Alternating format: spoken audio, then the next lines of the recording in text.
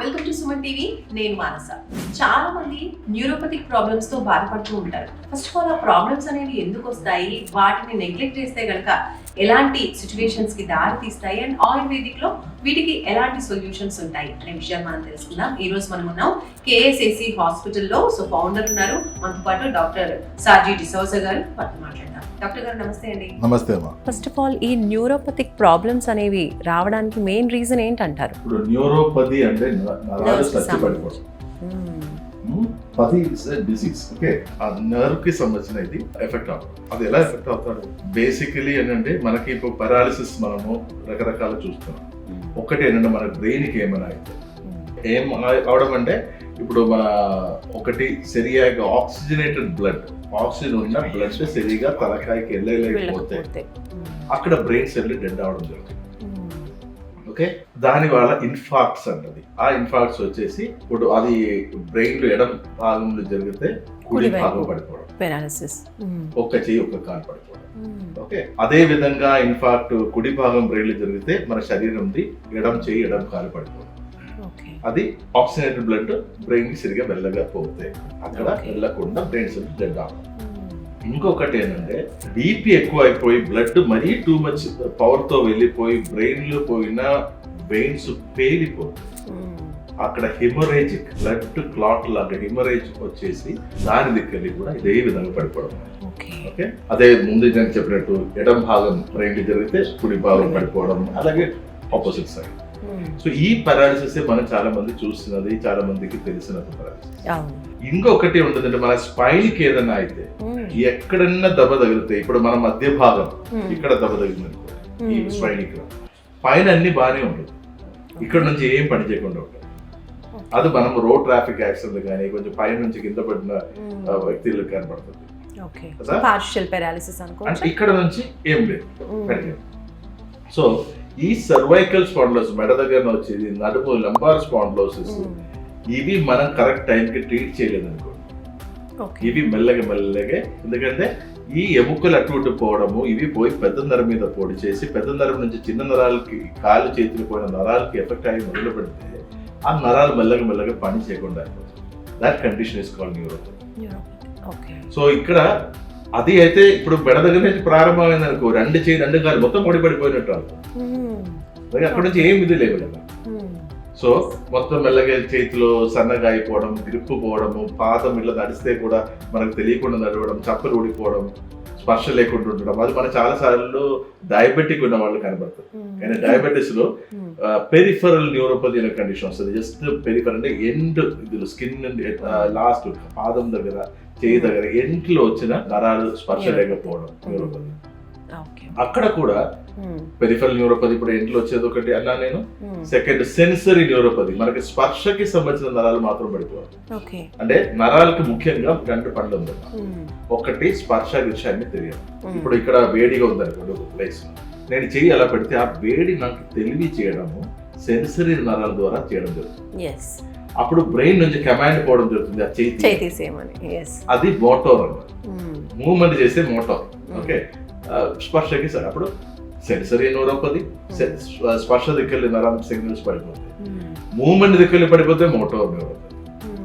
కొందరికి mixer సెన్సరీను motor పడిపోవడం అని ఉంటుంది.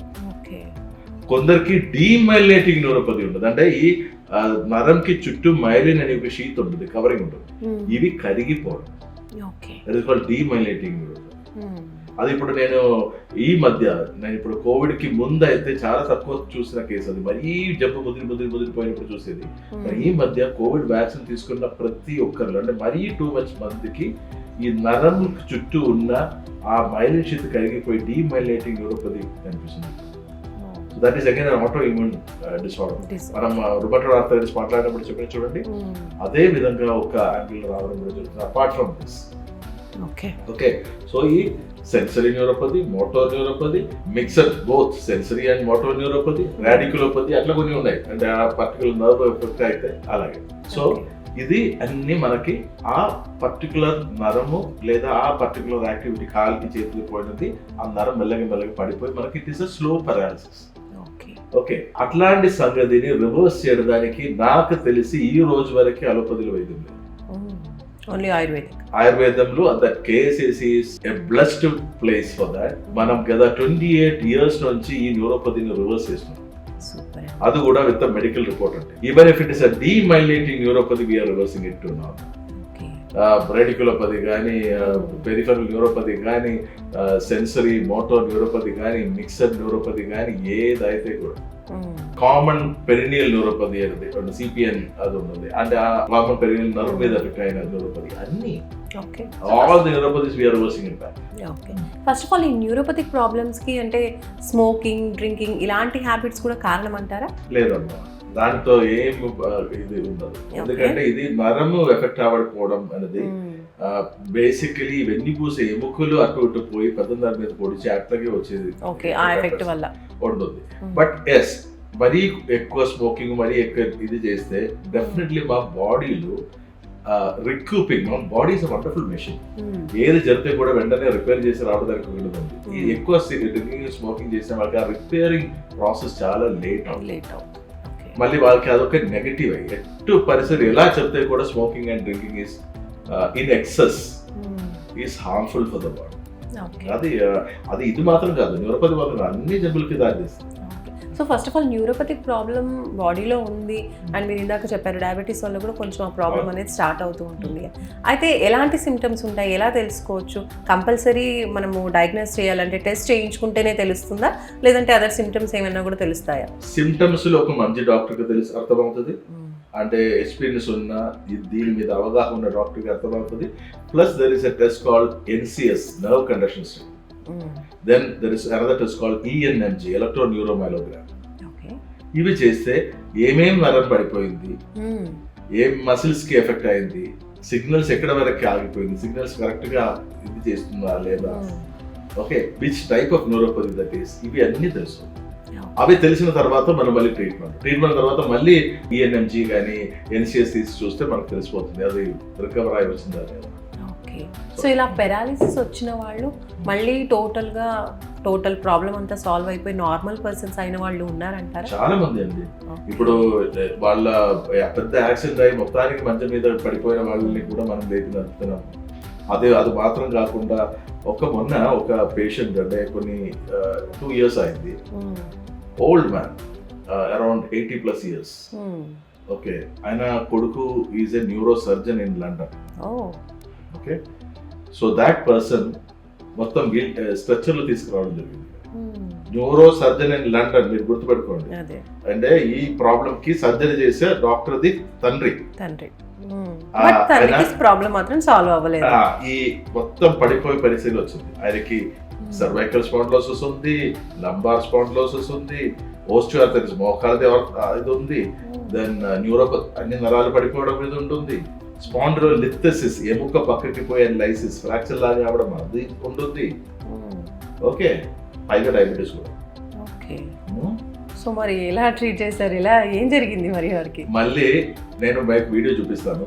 కొన్ని రోజుల తర్వాత ఆయన సపోర్ట్తో నడవడం స్టార్ట్ అయింది, లేవడం స్టార్ట్ అయింది, మళ్ళీ కొన్ని అడుగులు పెట్టడం స్టార్ట్ అయింది, మళ్ళీ అట్లా స్టార్ట్ అయ్యి ఆయన ఒక 2 months ఇక్కడ ట్రీట్మెంట్ తీసుకున్నారు. ఇంటికి వెళ్ళిపోయిన తర్వాత ఆయన స్కూటర్ నడిపించిన వీడియో నాకు పంపించారు. Understand he is an 80-year-old man, 80+-year-old. ఆ టైంలో ట్రీట్మెంట్ కి కూడా అంత కరెక్ట్ గా స్పందిస్తుంది అని అనుకోరు అసలు. బట్ డయాబెటీస్ పైగా ఇట్లా అన్ని కాంప్లికేషన్ లోకి వెళ్తుంది. సో అక్కడ జరిగేది ఏంటంటే మా మీద ఉన్న నమ్మకం, పుట్టి నమ్మకం మా పేరెంట్ కి ఈ శాస్త్రం ఈయన చెప్పేది నిజమని ఒప్పుకోవడానికి ఉన్న పెద్ద హృదయం ఆ న్యూరో సర్జన్కి ఉండేది. ఇప్పుడు నేను అది ఎందుకు ఆ పెద్ద హృదయం అని చెప్పేది ఏంటంటే, ఆయుర్వేదంకి ఏమైనా చిన్న చూపు చూపించేది ఎవరంటే ఎక్కువ శాతం మన అలోపతి డాక్టర్స్, తెలివితేటలు లేని అలోపతి డాక్టర్స్. దాని గురించి అవగాహన ఉన్న ఒక్క డాక్టర్ కూడా ఆయుర్వేదం చేయని చెప్పారు. ఆయుర్వేదం వేడుకుంటే ఇది అవుతుంది పేషెంట్ భయపడుతుంది. ఫస్ట్ ఆఫ్ ఆల్ వాళ్ళకి పనియే భయపడించడం. దాంతో పాటు ఈ వేరే ఎవరైనా ఈ మంచి పని చేసిన వాళ్ళు కూడా చేయకుండా చేసే ఒక ఇది ఉంది. కానీ నేను అలోపతి డాక్టర్స్ కాదు, అందరు కాదండి. బుర్ర ఉన్నవాడు తన ధర్మం కర్మంకి అభిమానంతో I'm good in what I'm doing అని ఇది ఉన్న డాక్టర్స్ ఎవరైతే చెప్పారు. ఇప్పుడు కొంతమందిలో కొన్ని డెఫిషియన్సీస్ ఉంటూ ఉంటాయి, లైక్ ఎక్కువగా B12 డెఫిషియన్సీ అంటుంటారు. సో ఈ డెఫిషియన్సీ ఉన్నా కూడా న్యూరోపతిక్ ప్రాబ్లమ్స్ వస్తాయా? వస్తుంది, అది వస్తుంది, కానీ but that is a very rare kind of thing. ఎందుకంటే మనం అట్లా మరీ అంత డెఫిషియన్సీ పోయిన సంగతి ఉండదు. ఇప్పుడు కొంచెం ఛాన్సెస్ ఉన్నాయి, ఎందుకంటే మనము రైస్ ఎంత తెల్లగా ఉండే దానికి ముత్యం అంటున్నారు, అంత కాస్ట్లీ.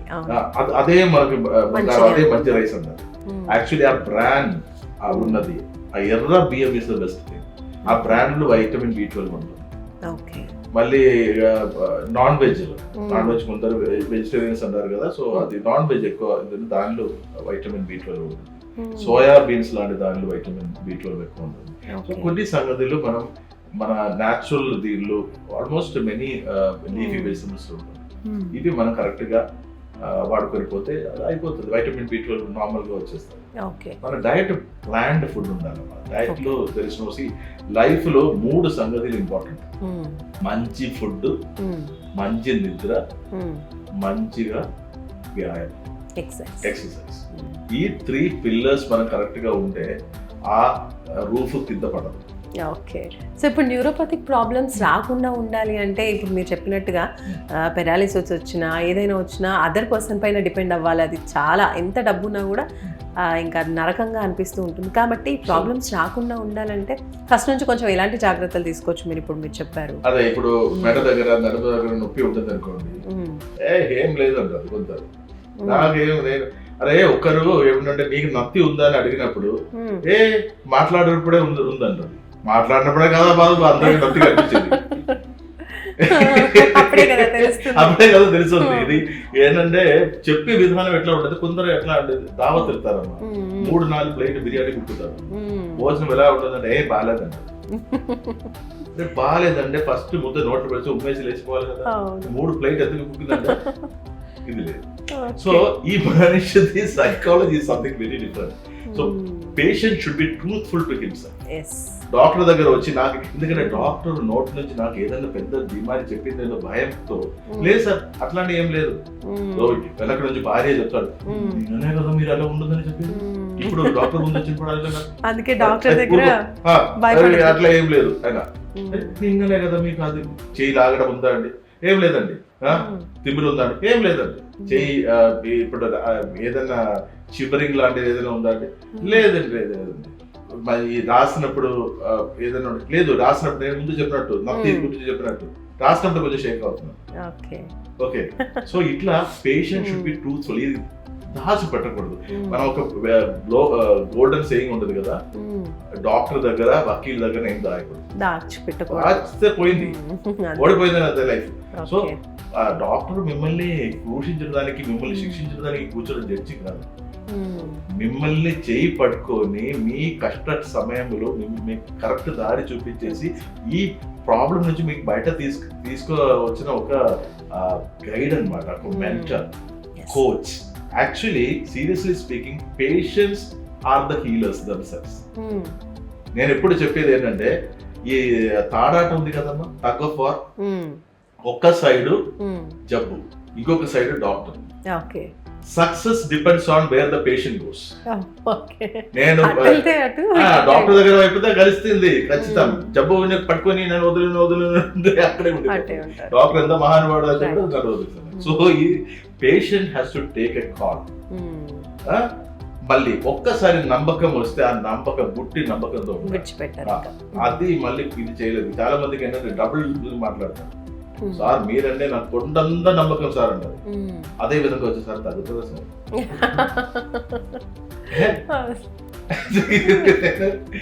చాలా దూరం నుంచి వచ్చారు కదా. ఓకే, ఇది కొంచెం సైకాలజీ అన్నమాట, మనం అది ఏం చేయలేదు.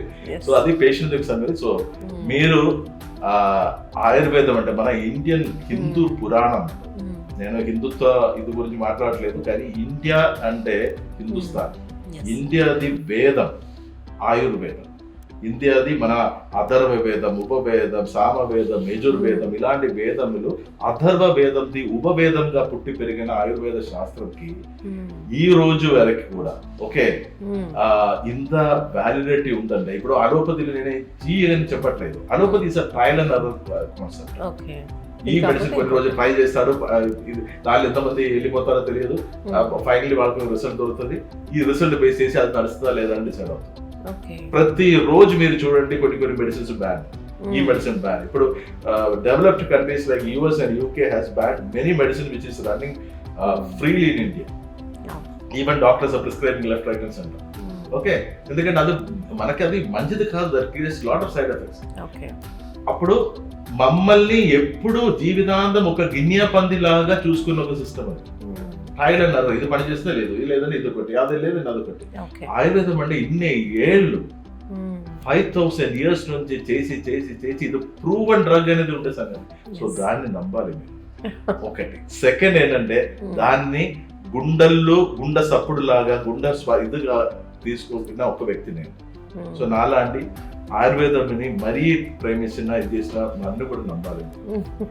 ఇంకా ఈ నమ్మకం కూడా మీకు ఏదన్నా కొంచెం ఎక్కువ తక్కువ ఉంటుంది అనుకోండి, మీరు మీ ట్రీట్మెంట్ రిపోర్ట్స్, ట్రీట్మెంట్ కి ముందు ట్రీట్మెంట్ తర్వాత చూడండి, మీకు నమ్మకం. సో అదే కదా. రైట్ డాక్టర్ గారు, థ్యాంక్ యూ సో మచ్ అండి, చాలా మంచి ఇన్ఫర్మేషన్ ఇచ్చారు. అట్ ద సేమ్ టైం ప్రాబ్లమ్స్కి సొల్యూషన్ ఎలా ఉంటాయి, ఆయుర్వేదిక్లో ఎలాంటి ట్రీట్మెంట్స్ ఉంటాయని కూడా తెలియజేశారు. థ్యాంక్ యూ సో మచ్ అండి.